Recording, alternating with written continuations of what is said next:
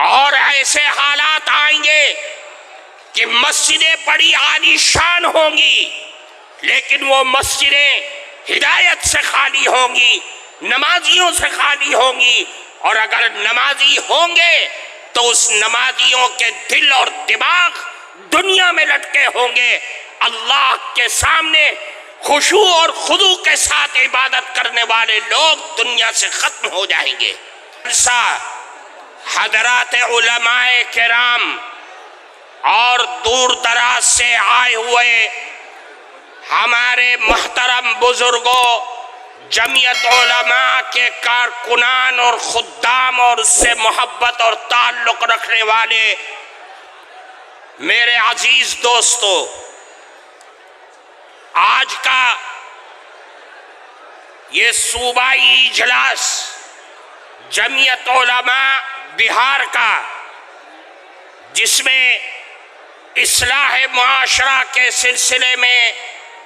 آپ حضرات کو وہ پیغام دیا جا رہا ہے جو پیغام جمعیت علماء کی ریڑھ کی ہڈی کی حیثیت رکھتا ہے۔ میرے عزیز دوستو،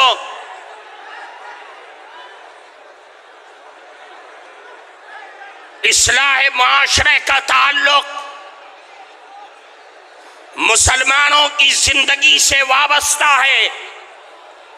مسلمانوں کی معاشرتی اور معاملتی زندگی سے وابستہ ایک پیغام ہے۔ اللہ کے نبی جناب رسول اللہ صلی اللہ علیہ وسلم نے ایک موقع پر ارشاد فرمایا، قیامت تک آنے والے نسل انسانیت کو اور رسول اللہ کی رسالت پر ایمان و یقین رکھنے والوں کو یہ پیغام دیا اور پیشین گوئی فرمائی کہ دیکھو عنقریب ایک زمانہ ایسا آ سکتا ہے کہ لوگ نام کے مسلمان رہ جائیں گے لیکن اسلام کا کام، اسلام کی تعلیمات اور اسلام کا نظام ان کی زندگی سے ختم ہو جائے گا۔ اور ایسے بھی حالات آ سکتے ہیں کہ قرآن جو اللہ کی کتاب ہے، اللہ کا کلام ہے، اس کلام کی آیات، الفاظ اور صورتیں باقی رہ جائیں گی لیکن اس کی تعلیمات، اس کا حلال اور اس کا حرام، یہ سب کچھ انسان کی زندگی سے ختم ہو جائے گا۔ اور ایسے حالات آئیں گے کہ مسجدیں بڑی عالی شان ہوں گی لیکن وہ مسجدیں ہدایت سے خالی ہوں گی، نمازیوں سے خالی ہوں گی، اور اگر نمازی ہوں گے تو اس نمازیوں کے دل اور دماغ دنیا میں لٹکے ہوں گے۔ اللہ کے سامنے خشوع اور خضوع کے ساتھ عبادت کرنے والے لوگ دنیا سے ختم ہو جائیں گے۔ میرے بھائیوں، میں آج اصلاح معاشرہ کے نام پر یہ پیغام جناب رسول اللہ صلی اللہ علیہ وسلم کا آپ کو دے کر کے یہ بتلانا چاہتا ہوں کہ اللہ کے نبی نے فرمایا کہ دیکھو ایسے حالات مت پیدا ہونے دینا، ایسے حالات کو جنم ہونے مت دینا کہ آپ کے درمیان سے اسلام کی تعلیم ختم ہو جائے، قرآن کے الفاظ باقی رہ جائیں اور اس کی تعلیمات تمہاری زندگیوں سے ختم ہو جائے۔ یاد رکھو، آج جن حالات میں ہم جی رہے ہیں، جن حالات میں ہم سانس لے رہے ہیں، دنیا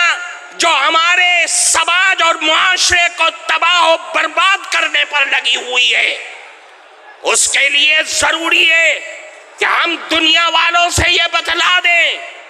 کہ جتنا تم ہمیں ستاؤ گے،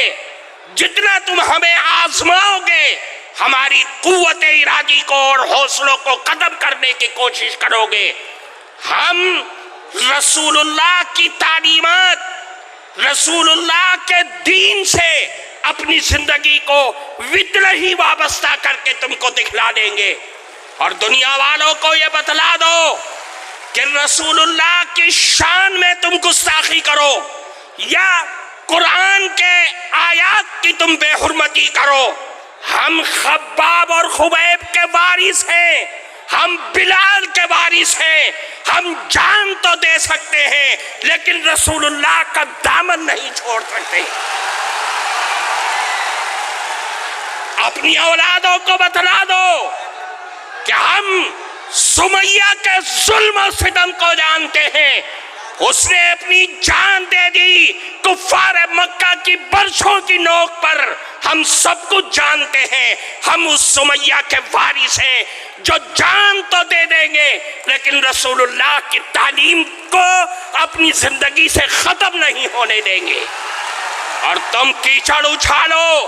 اللہ کی کتاب پر کیچڑ اچھالو، رسول اللہ کی ذات پر کیچڑ اچھالو۔ یاد رکھو میرے آقا چاند اور سورج ہیں، تم تھوکو گے چاند پر تو تمہارا ہی منہ کالا ہوگا۔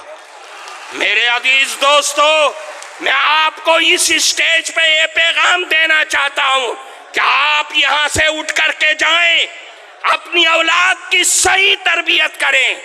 اور ان کو وہ پیغام سنا دیں جو حضرت ابراہیم نے، حضرت یعقوب نے پیغام دیا تھا کہ اے لوگوں وَوَصَّىٰ بِهَا إِبْرَاهِيمُ بَنِيهِ وَيَعْقُوبُ يَا بَنِيَّ إِنَّ اللَّهَ اصْطَفَىٰ لَكُمُ الدِّينَ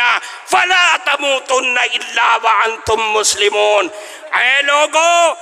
تمہارے لیے اللہ نے دین کو چن لیا ہے، دین اسلام کو چن لیا ہے، تم مر